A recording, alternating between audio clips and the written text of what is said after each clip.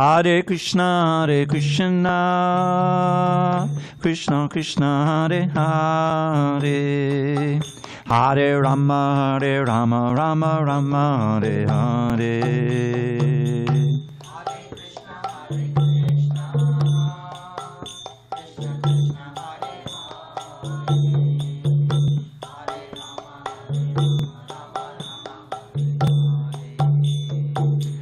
Hare Krishna,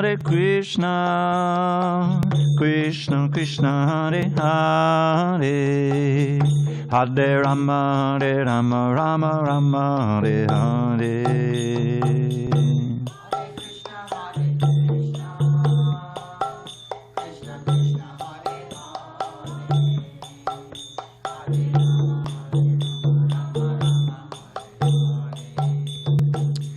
Jaya Radha Madhava Kunja Bihari.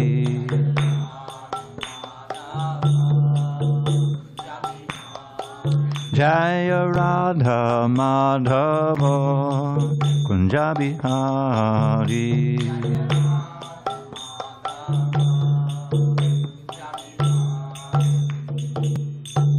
Jai Om Vishnupad Paramahansa Paravjikacharya Ashtotar to the Sri Srimad Divine Grace Srila A.C. Bhaktivedanta Swami Prabhupada Ki Jai.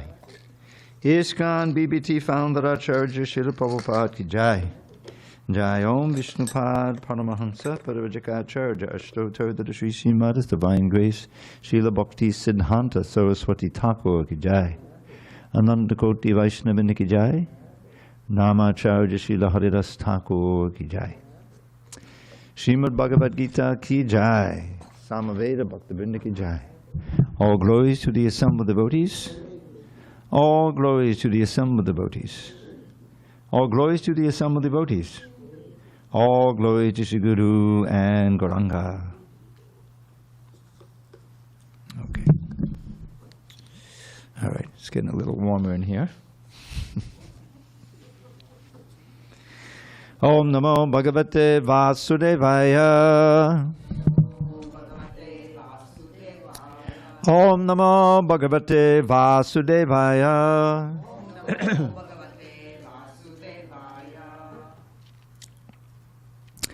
Om Namo Bhagavate Vasudevaya.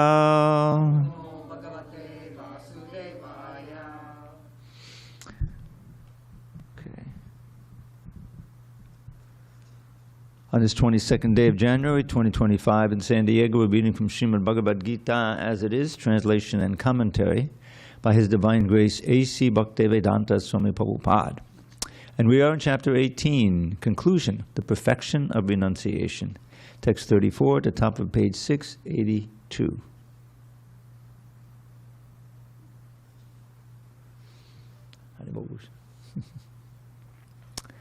Yaya tu dharma kamartan dritya dhariyate arjuna prasangena palakankshi driti sa parta rajasi yaya tu dharma kamartan dritya dharayate arjuna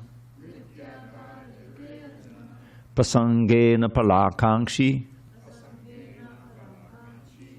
driti sa parta rajasi yayatu dharma kamartan dritya dharayate arjuna prasangena palakankshi driti sa parta rajasi yayatu dharma kamartan dritya dharayate arjuna prasangena palakankshi driti sa parta rajasi. Bhushan, you want to do? Yayat dharma kamartan Dvitya dharayate Arjuna pasangena palakangshi Triti sapartha rajasi. No? Yatata dharma kamarthan Dvitya dharayate Arjuna pasangena palakangshi Triti sapartha rajasi. Yatata dharma kamarthan Dvitya dharayate Arjuna pasangena palakangshi Triti sapartha rajasi. Yayatu dharma kamarthan Dvitya dharayate Arjuna pasangena palakangshi Triti sapartha rajasi. Go ahead, Asha.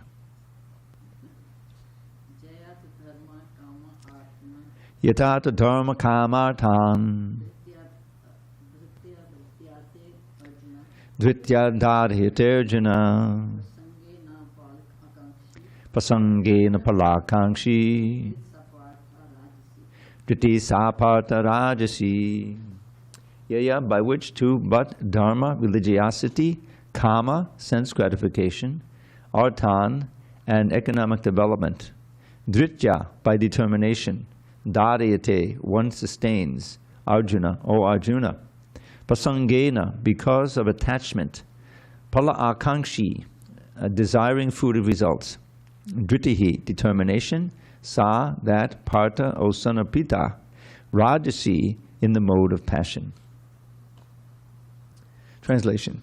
But that determination by which one holds fast to fruit of results in religion, economic development, and sense gratification is of the nature of passion, O Arjuna. Purport. Any person who is always desirous of fruit of results in religious or economic activities, whose only desire is sense gratification, and whose mind, life, and senses are thus engaged, is in the mode of passion. Om Jnana Timirandasya Jnanandana Shalakaya Chakshu Unmilitam Mena Tasmai Shri Gurave Namaha. I was born in the darkest of ignorance, but my spiritual master Srila Prabhupada opened my eyes with the torchlight of knowledge. So Krishna is going through various elements of our existence and activities that determine how we act and what our consciousness is formed as. And it's all in terms of the three modes of material nature. And so he's been through, I think, his intelligence and an actor, a person is such, if he's doing such things in the mode of different natures, and the different kind of work itself. And now he's discussing determination, because without determination, there's no activity. You have to be determined, so that there has to be some kind of motive that you act. Did I do Om Jnana Timirandasya? I did do that. Okay. So this is determination in the mode of passion, which is very common today, because it's ruled by desire for fruit of results. And for most people, if there were no fruit of results, they wouldn't do anything. You know, they would just become, you know, they'd sleep all day or whatever, you know. But the thing is, you may not have much, you know, ambition to acquire some position or something, but you've always got those pushings of the eating, you know, sleeping, defense, you know. So there's always that to motivate you one way or another. But that can be definitely in the mode of passion or even in ignorance. So the idea is that we're meant to strive to mold our activities, our intelligence, all of these elements, so that they're in the mode of goodness. Because from the mode of goodness, which is not purely spiritual now, you can be material in the mode of goodness. In the 14th chapter, Krishna describes the different modes. And he describes that someone who's in the mode of goodness, but not transcendental, he can be attached to that kind of happiness and peace that you get from being in the mode of goodness. It's a material thing, and it will bring you back again to another life because it's not really transcendental. But the mode of goodness is a good springboard, is a good situation to practice devotional service and yoga. And that's why you'll find, I usually refer to this, like in the ashram situation, we try to keep it in the mode of goodness. I remember when I was in Brooklyn, we had so many devotees. It wasn't that big a place, you know. It was you can't really get a big place in Manhattan or even in Brooklyn without spending huge amounts of money. But it was a few stories, and we had some room, and we had 50, 60 devotees in there. And every day we'd have a maha cleanup, because you only had to do the bottom of the stairs, and the other Bhakta Bob did the top of the stairs or whatever. In other words, it was small enough so that you could get it done in 15 minutes. So it was very wonderful. We had, after the class, we'd have that 15 minutes of Maha cleanup. And I remember, I've shared this with some of you before. One day, my Maha cleanup assignment was to mop the floor of the temple. Now the temple was maybe 2/3 as big as this temple. It was definitely thinner and maybe a little bit longer. But anyway, it was a job, So I'm on the floor. Mopping meant bucket, very, very manual. We didn't have a mop or anything. So I'm doing that, and the deities behind me, Radha Govinda, Gaurnitai, Jagannath. That was one thing. And then the tape of Yamuna singing Govinda Jaya Jaya Gopala Jaya Jaya Radha Ramana Hari Govinda Jaya Jaya. I thought it was a man singing, But still, it was sweet, So the tape was going, and the deities were there, and I was situated. I just felt really well situated, So, but to be in that kind of environment where it's all a question of association. When you get to associate with devotees who are serious and so forth, then if you're receptive and you're looking to advance, then you can easily, quickly develop those kind of habits also. First, which is getting up early. That's the whole thing, is the surrender. But that, if you're serious, that comes fairly quickly. So this determination has to be sustained throughout, the determination. Because as Rupa Goswami famously says in his Upadeshamrita, a very important book, 11 essential instructions, very nice. So he talks about determination. He says, Utsahan nishtayad daryat tat karma pavartanat sanga tyagat sato vritte shadbi bhaktir prasidyati. Prasidyati means enhances, is very favorable for. So the first is utsahan, enthusiasm. You see? Enthusiasm, nishtayad, determination, and utsaha nishtayad daryat means patience. So those three things have to be there. You have to be enthusiastic, but you can't be impatient because it can be a gradual process. But if you're enthusiastic and you're doing it, then you'll feel the progress being made. So then enthusiastic, determined, and patient. Now that can apply to material things too. That's why it says tat tat karma bhavartanat, in the matter of performing the activities in devotional service. That's the whole idea. And then sangha tyagat. This is another thing, means giving up bad association with devotees. Because as we know, association colors your consciousness, whoever you are. Sangat sanjayate kama. As you associate, you develop your desires. So giving up bad association, which implies associating with devotees like that. And sato vritte, following in the footsteps of the advanced devotees. Sato vritte should be, these 6 things, should be bhakti prasidyati, means nourishes, means it's very favorable for devotion. Now that we're on the subject, what are those? It begins with his second instruction is what is those things that are unfavorable that you have to try to avoid? Because when you think of, that's there in the Ashtanga Yoga system. It's what you have to stop. First is yama, stop it, and then niyama, then you do this. Because if you don't stop the bad stuff, you're not going to stop it. Yeah. So that's the first one. It's artyahara priyasascha prajalpo niyamagraha janasangascha laulyam cha shadbi bhaktir pranashyati. Pranashati means completely destroys. So the first one is overeating. That can be a real destruction, especially if you're not eating prasadam, you know. So atyaha, or over collecting, getting too much involved with accumulating money and things, you know, that's an impediment. Priyasas means hard endeavor for material things. You get absorbed in some material project. I want to make so much money and do this, you know, and before you know it, you're forgetting all about Krishna. Prajalpo, that's a big one, is to speak or hear the non-devotional sound vibrations. That's the big thing. That's why we have this abundance of books and also audio and video. You know, you can see and hear and read Krishna conscious stuff all the time. So, prajalpo, niyamagraha. Now this is a very interesting one. There's two meanings. Niyama agraha means to give up the regulative activities. Obviously, that's going to be a total destruction, you know. So you have to. But it also means to take part, but just sort of without really being there. In other words, just going through the motions. That involves your attention.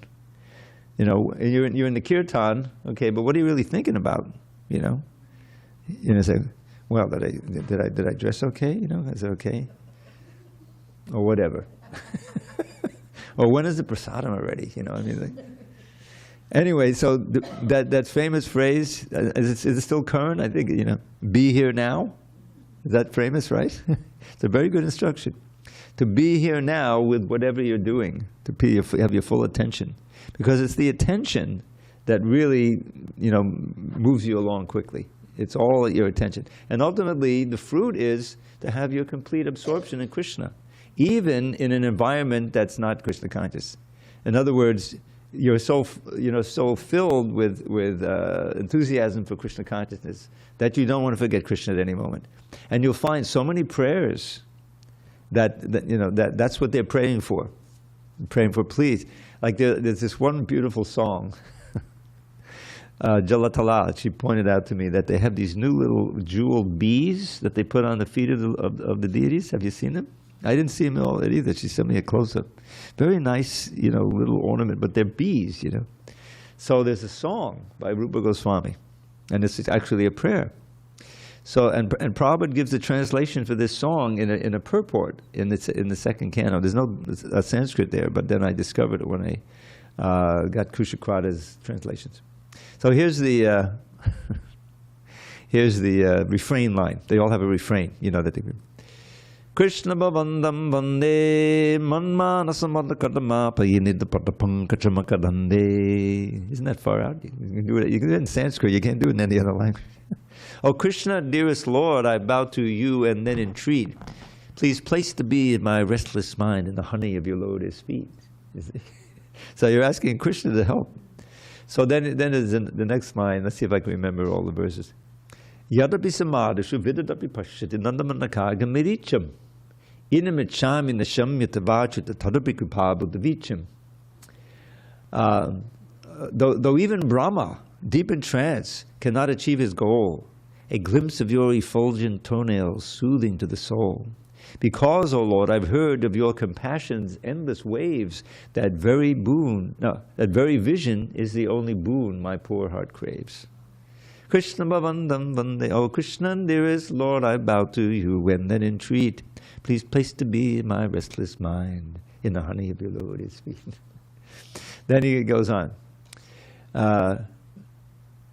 Bhaktiru danshiri yadyapi madhavanattvai mamatilamatri padameshwarata tadapita vadika dhurgata ghananabidhatri. Now I'm singing it way too fast, you know, if I really was meditating.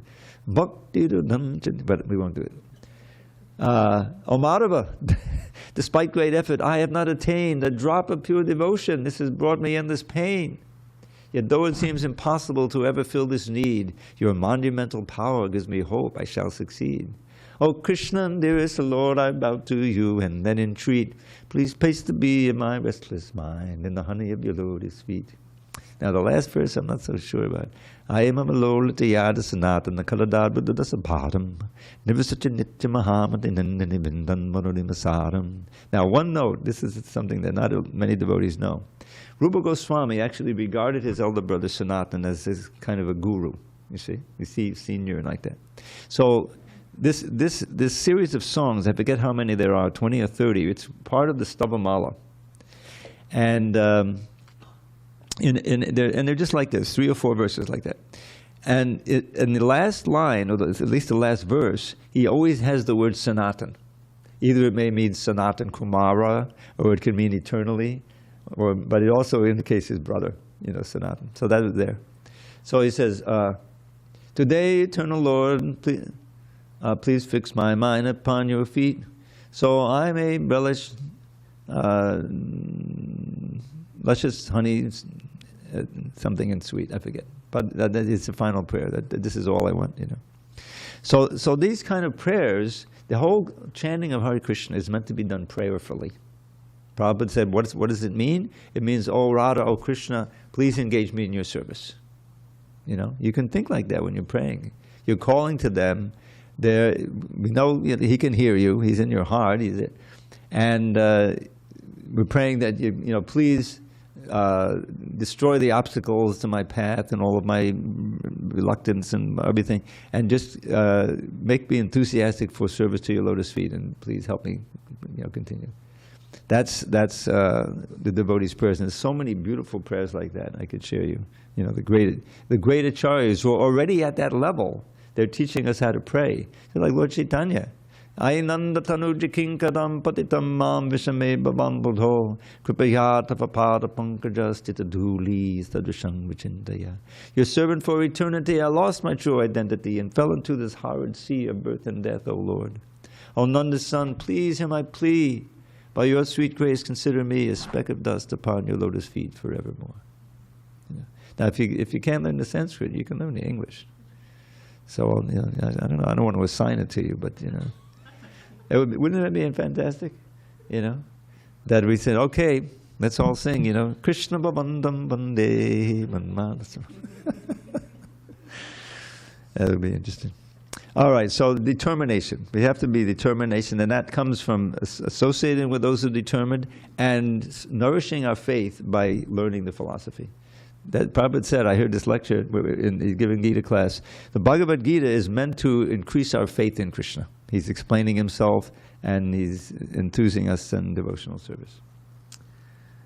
All right, determination in the mode of ignorance. Yaya swapnam bhayam shokam vishadam madamevacha navamunchati durmedha Dhriti sa parthasamasi. And that determination which cannot go beyond dreaming and fearfulness, lamentation, moroseness, and illusion, such unintelligent determination, O son of Pritha, is in the mode of darkness. Purport. It should not be concluded that a person in the mode of goodness does not dream. Here, dream means too much sleep. Dreaming is always present, either in the mode of goodness, passion, or ignorance. Dreaming is a natural occurrence. But those who cannot avoid oversleeping, who cannot avoid the pride of enjoying material objects, who are always dreaming of lording it over the material world, and whose life, mind, and senses are thus engaged, are considered to have determination in the mode of ignorance. All right, let's go on. Now, different kinds of happiness. Sukham tvidanim trivadham. Shrunume bharatarshaba abhyasad ramate yatra dukantam cha nagacchati. O best of the Bharatas, now please hear from me about the 3 kinds of happiness by which the conditioned soul enjoys and by which he sometimes comes to the end of all distress. Purport. A conditioned soul tries to enjoy material happiness again and again. Thus he chews the chewed. But sometimes in the course of such enjoyment, he becomes relieved from material entanglement by association with the great soul. In other words, the conditioned soul is always engaged in some type of sense gratification. But when he understands by good association that it is only a repetition of the same thing, and he is awakened to his real Krishna consciousness, he is sometimes relieved from such repetitive so-called happiness. what is that verse? Punak punaschara vitacharavananam. That's the line he described, chewing the chewed. But now I can't remember I guess it's yeah.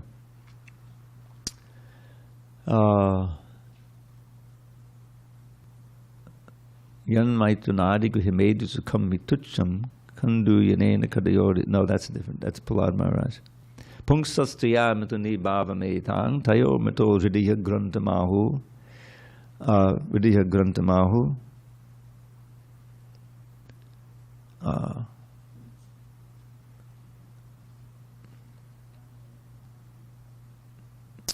No, Pungsastya mituni bhava metang tayo mito ridiha grantamahu. Adanta gobe vishatam misram punok punaschara vidacharvananam. I think that's the last two lines. I may have the first lines mixed up. But when life is simply centered around sensual activities, man and women having sex, then they become very attached. Sorry, that's the last line of that verse. Then there becomes the entanglement. Then you need to have a place. Griham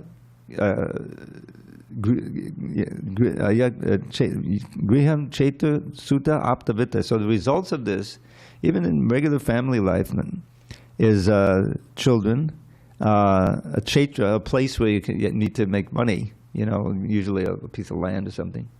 Griha, Chetra, Sutta, the children, sons. Apta, relatives, and to support it all, Vittai, money. And in this way, Janasya moha yamahamameti. It generates very strong false ego, consisting of the basic things of I and my. I am this body, this is my wife's body, and this is my children's, and this is who I am. And the things related to this body and this family, there's a mine. I and mine. That's aham mameti. So that's the entanglement when our determination is simply on the sensual and immediate pleasure. So the determination has to be diverted to our eternal benefit, eternal life. That's the thing. To change, broaden your perspective of, first of all, who you are and how long you're going to live. You're going to live eternally. That changes everything. If it's just this spot life, then it makes sense to try to grab as much sense pleasure as possible, kind of. But it's not. That's the first lesson. So with that understanding, our determination should change, and our effort should change, and our different kinds of happiness should change that we strive for. Okay. So the first one is the motive of goodness. We read that, right? All right. 37. Yat taragre vishamiva pariname mitopamam tat sukham satvikam proktam atma buddhi prasadajam. All right. That which in the beginning may be just like poison, but at the end is just like nectar, and which awakens one to self-realization, is said to be happiness in the mode of goodness. Purport: in the pursuit of self-realization, one has to follow many rules and regulations to control the mind and the senses, and to concentrate the mind on the self. All these procedures are very difficult, bitter like poison. But if one is successful in following the regulations and comes to the transcendental position, he begins to drink real nectar and he enjoys life. Now this is one of the things about Lord Chaitanya's movement and his process that he gave that is very unique. And the poison. So I remember joining the ashram, and then I think I told you how the first battle was getting through the cold shower. First, getting up early. Okay, get up early, because everyone has to get up early. They get you up. All right, for lining up for the cold shower, that's beginning like poison. So the day began with it. All right, so I was able to take the cold shower. All right, I'm a great yogi. Now let me go down to the artik. And that's the wonderful thing, because it doesn't take long in order to get into a kirtan. And if you really get into the kirtan and you're dancing and everything, you're feeling some nectar there, even the first day, And so that it's not like, with Ashtanga yoga, where you're not going to really feel much bliss, until you start controlling the air and the whole thing, and there's nobody around, and there's the danger. But there's a wonderful series of tapes called the Yoga System tapes. Prabhupada is speaking on the 6th chapter of the Gita in L.A., and that was the main temple in the world in those days. A lot of devotees and a lot of activities. Vishnu Jan was there, Tamal Krishna was there, So Prabhupada is all alive, and then he's going through, and he describes how you're sitting in the forest, right? You're in the forest alone, You're sitting, and you have to, you start concentrating, but you have, there's these snakes all over the place, and tigers. But you have to be free of fear. That's the free of fear. If you're all afraid, there's no way you're going to do yoga, So he points out that the deer skin is important because apparently it repels snakes. Yeah, if you sit on a deer skin, the snakes won't bother you. And he said, I think and a tiger skin will also repel the snakes, So that's one of the things. But you can see how different it is. He's speaking in a temple with devotees who've been around maybe a couple of months, but they're tasting the nectar, going out. You go out on Harinam for like 6 or 8 hours, and you're meditating on the holy name. You're enlivened. So that's the thing. It's like beginning may be like poison, yeah, but beginning only lasts like through the part before you put on your dhoti and your tilak and you run down to the temple. Then you get through that quickly, and it becomes second. Just like you can get used to it, practically anything. It's not like every day is like a huge challenge to get up early. No, you can't sleep to 3 o'clock or 3:30, whatever it is. So this stage can be passed quite quickly, and you come to the point of actually relishing, the essential things of Krishna consciousness, the deities, so beautiful, and then there's always these festivals. Prabhupada created it so that morning and evening there was a festival. We had big kirtan in the evening. Kiba Jaya Jaya Gora Chande. The devotees hardly know that song anymore. That's a meditation on Lord Chaitanya being worshipped in this thing called Mahaprakash, I think 26, 28 hours, where he actually revealed his divinity to his intimate devotees, And this was in Navadvip before he took sannyas. So this is a song describing him being worshipped. And that melody, I think Vishnu Jan created the melody. And it was just fantastic. It's a different mood than the morning. The morning is more meditative. The lights are down, and you're meditating on the spiritual master, samsara, dava, analita loka. But in the evening, lights are up. And everybody's been through a whole day of kirtan, and now this is your result. This is your prize. The evening program.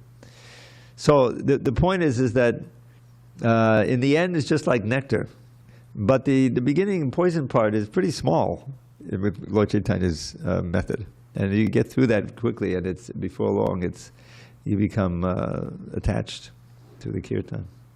All right, but now let's see. Yes, Babu. I'll repeat it. New York City winter cold shower? Yeah. In the winter too? Uh-huh. Well, it was the end of winter. It was like the end of March, so it was the beginning of spring, but it was still pretty cold, in New York City. Yeah. Yeah, Prabhupada was walking through the streets, he Bengal, the snow and all those things, But, yeah, that was a surrender. It was a surrender. But, do the devotees here, they still follow that in the morning? they're supposed to. Usually the idea is you can take, you have a cold shower, and then you start out warm shower with soap, then you make it cold, which will close your pores, you see, and that's the thing. So I think with that opening, I'm sure they all do that, I'm not sure, actually. But it's, I think, probably didn't expect us to take a whole cold shower.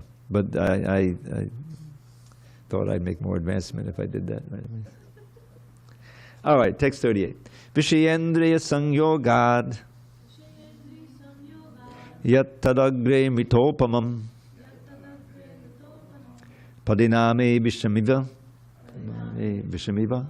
tatsukam rajasam smritam That happiness which is derived from contact of the senses with their objects and which appears like nectar at first but poison at the end is said to be of the nature of passion. Purport: a young man and a young woman meet, and the senses drive the young man to see her, to touch her, to have sexual intercourse. In the beginning this may be very pleasing to the senses, but at the end or after some time it becomes just like poison. They are separated, or there is divorce, there is lamentation, there is sorrow, etc. Such happiness is always in the mode of passion.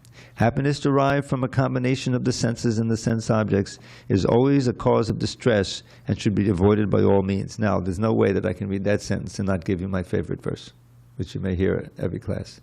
Yehi sangsparjaja bhoga dukkha yonaya evate ajantavanta konteya nateshu ramate buddha. Now that's important last word, buddha, the intelligent. This is what the intelligent. So that pleasure which is due to the contact with the senses, of the senses with their sense objects, is, it says the intelligent do not take part in that pleasure which is due to the contact of the senses with the sense objects. In other words, sense gratification. O son of Kunti, this is verse 522 in the Gita. O son of Kunti, such pleasures are the sources of all misery, and they have a beginning and an end, and so the wise do not delight in them. So this is a revolutionary statement, because what other kind of pleasures do you find in this world? Except in the temples. So that's because this Kali Yuga is steeped in this mode of passion and ignorance. That's the idea. So understanding that, but then you say, well, okay, where am I going to get my pleasure? Oh, well, here's the source of unlimited pleasure. Krishna is Anandamayo Vyasad.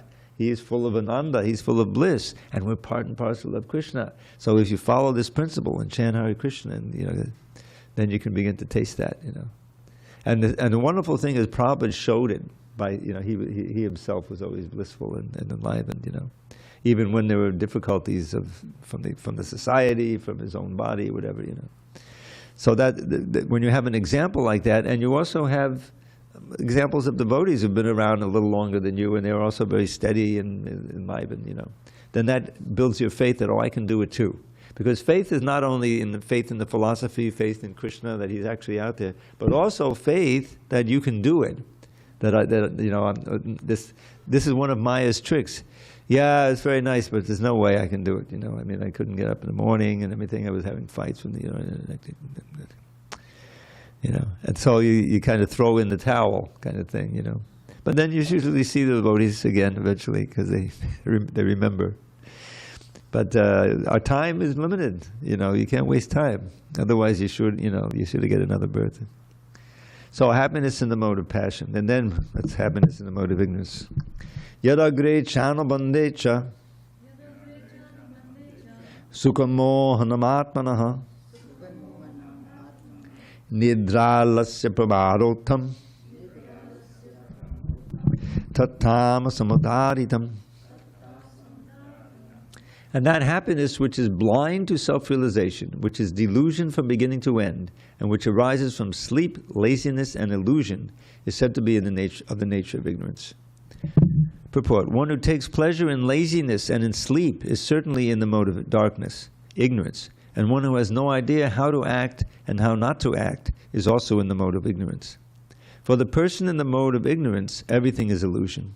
There is no happiness either in the beginning or at the end. For the person in the mode of passion, there might be some kind of ephemeral happiness in the beginning and at the end distress. But for the person in the mode of ignorance, there is only distress both in the beginning and at the end.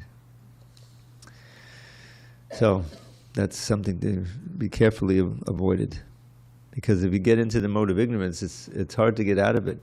It's like, because that's part of it, is depression, the fact that I can't do anything, I'm useless. I might as well just take another swig and just conk out. And before you know it, you're on the street. It's tragic. You see these people. We're lucky that we don't have a big concentration of the homeless up here, because it can be very depressing, and very discouraging. But I see them every morning. There's a certain crew that I see, and they try to get their one guy has a little spot right around the corner here, and he's got his things. On the way up at 6:40, he's always asleep.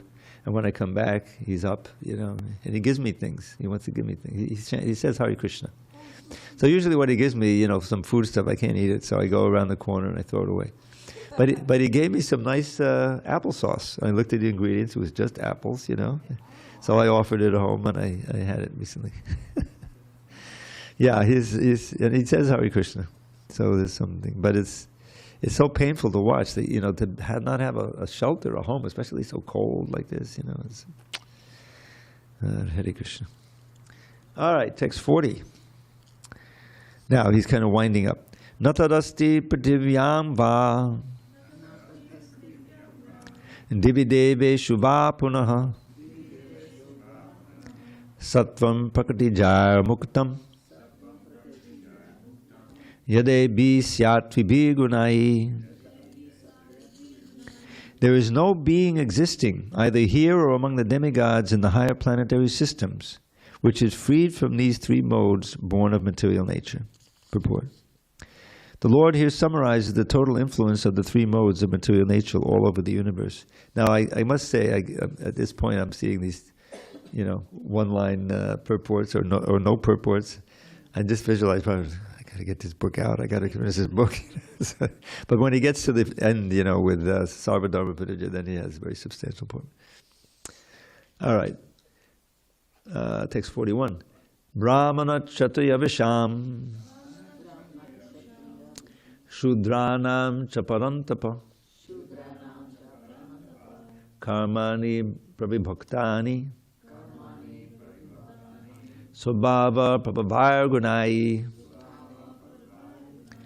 Brahmanas, Kshatriyas, Vaishyas, and Shudras are distinguished by the qualities born of their own natures, and in accordance with the material modes, O chastiser of the enemy. Now here he gives the qualities of each. Shamo damastapak shaucham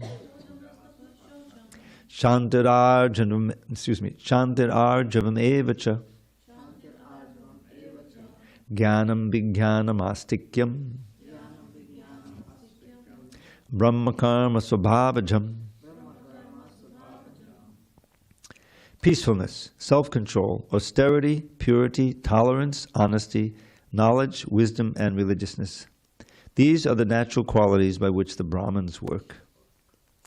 Sharyam tejo dhutir dakshyam yudhe chapya palayanam dhanamishvara bhavascha chatram karma swabhavajam.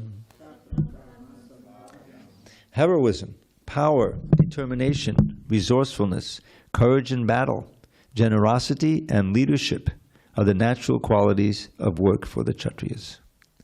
Krishigo rakshavanijam Vaishyakarma swabhavajam Paricharyatmakam karma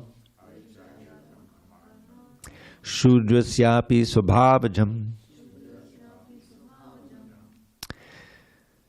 Farming, cow protection, and business are the natural work for the Vaishyas, and for the Shudras there are labor and service to others. Sve sve karman yabaditak Sangsiddhim labate naraha Sakarma naratak siddhim Yata vindati tachinu. By following its qualities of work, every man can become perfect. Now please hear from me how this can be done. 46. Yadak pavitya bhutanam Yena sarvamidam tatam Sakarmanatam ambhyarcha Siddhim vindati manabaha. Now just see, the purports are getting long. Coming to the end. By worship of the Lord, who is the source of all beings and who is all-pervading, a man can attain perfection through performing his own work. Now, this translation, we might try to resolve it because it's not so obvious from what is written here. The idea is by worship of the Lord through performance of his own work.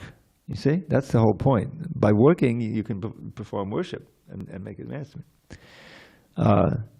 So a man can attain perfection through performing his own work when that work is done as worship of the Lord, who is the source of all beings and who is all-pervading. Purport. As stated in the 15th chapter, all living beings are fragmental parts and parcels of the Supreme Lord. Thus, the Supreme Lord is the beginning of all living entities. This is confirmed in the Vedanta Sutra, Janmad Yasya Yataha. The Supreme Lord is therefore the beginning of life of every living entity.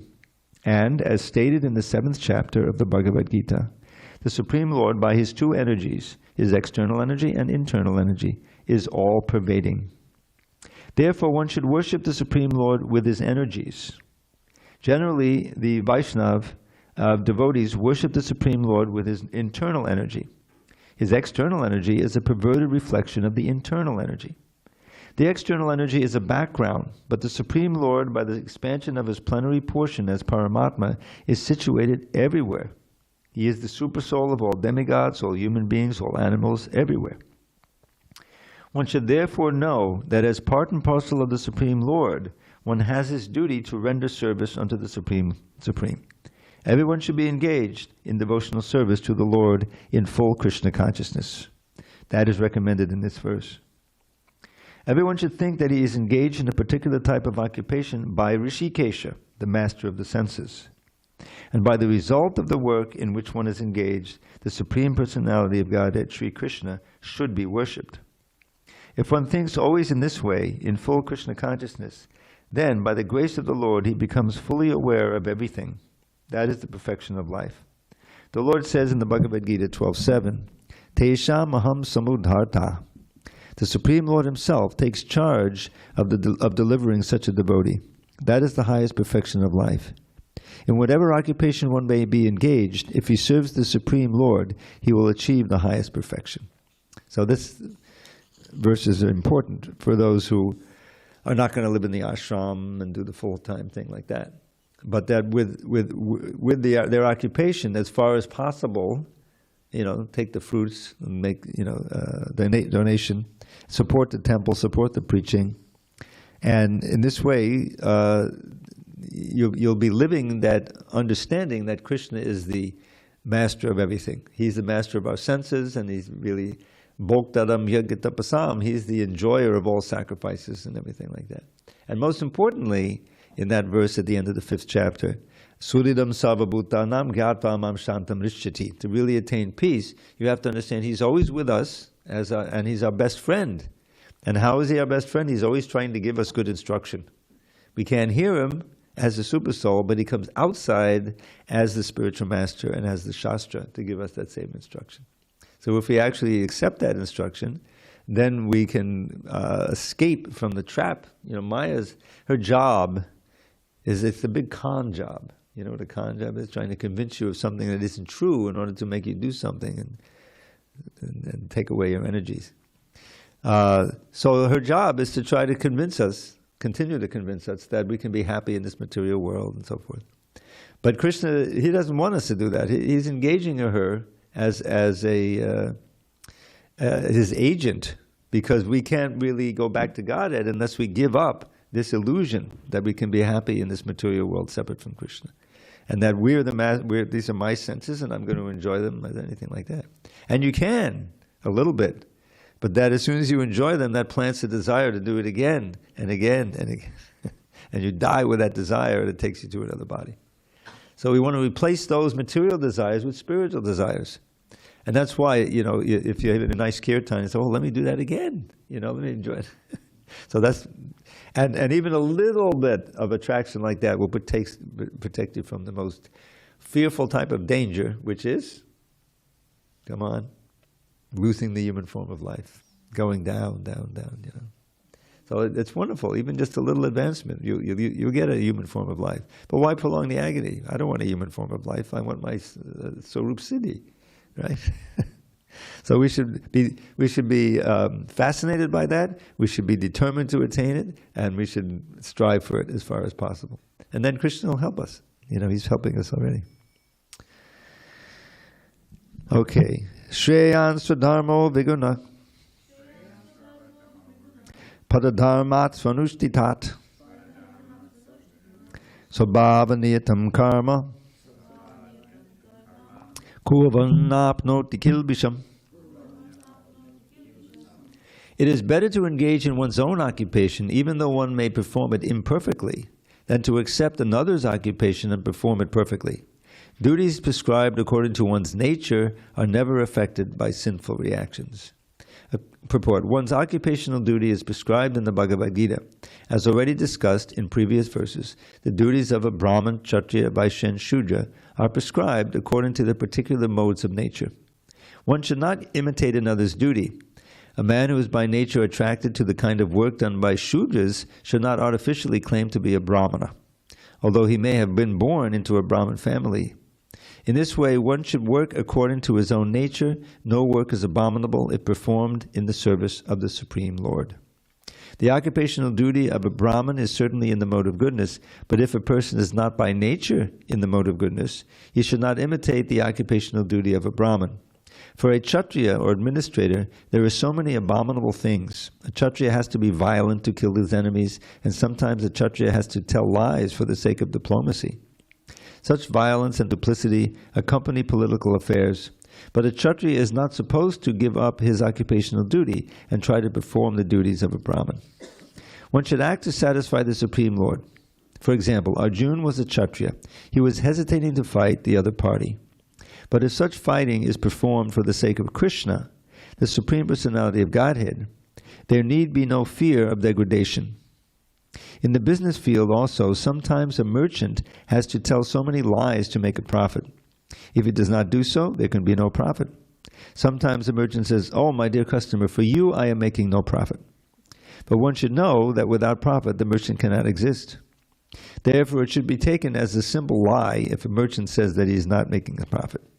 But the merchant should not think that because he is engaged in an occupation in which the telling of lies is compulsory, he should give up his profession and pursue the profession of a Brahmin. That is not recommended. Whether one is a Kshatriya, a Vaishya, or a Shudra doesn't matter, if he serves by his work the Supreme Personality of Godhead. Even Brahmins who perform different types of sacrifice sometimes must kill animals, because sometimes animals are sacrificed in such ceremonies.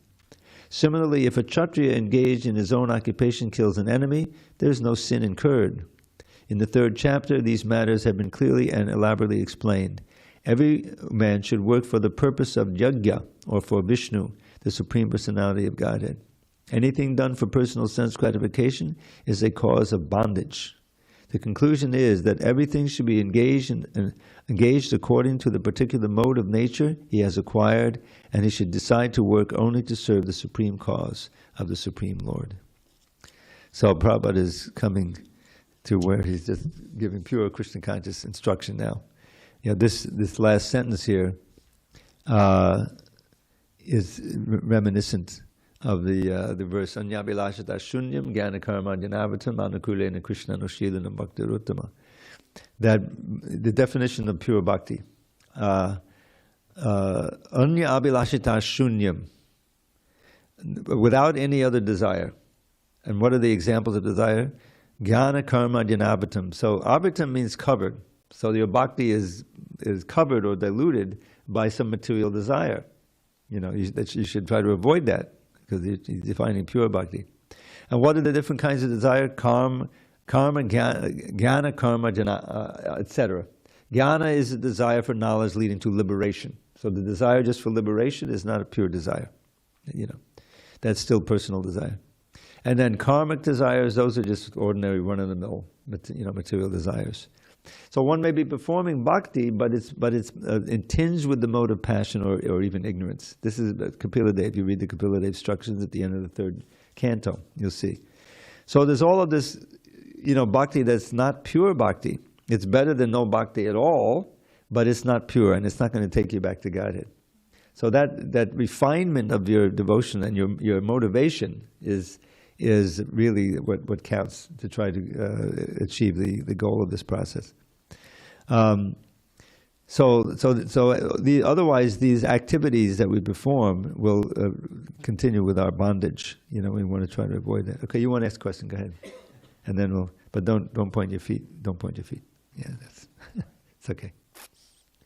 The part about a merchant having to lie to make a profit, maybe we could get a little greater explanation on that. That's not my experience.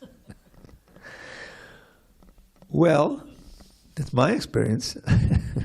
Not that I'm selling things, with a lot, but that what is, if you buy something in the store, or advertisement, they're selling you something that they're not saying, well, I mean, we make no profit, but they say, I'm getting on email, and there's all kinds of emails because they sell they know who I am, so they give me.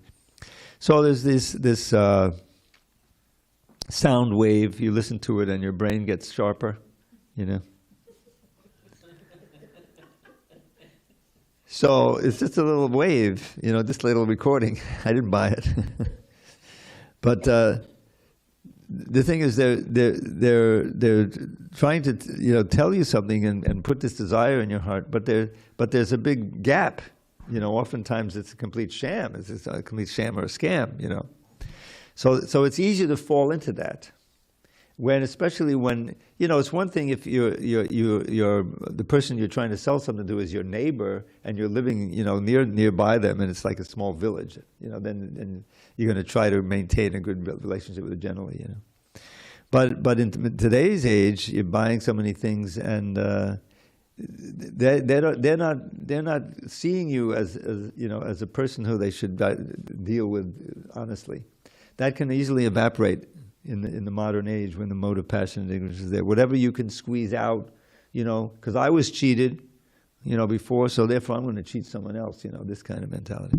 So it all depends on what kind of society you're in, and in a proper society there'll be very little of that, But Prabhupada is, his own experience dealing in, as a merchant. He worked as a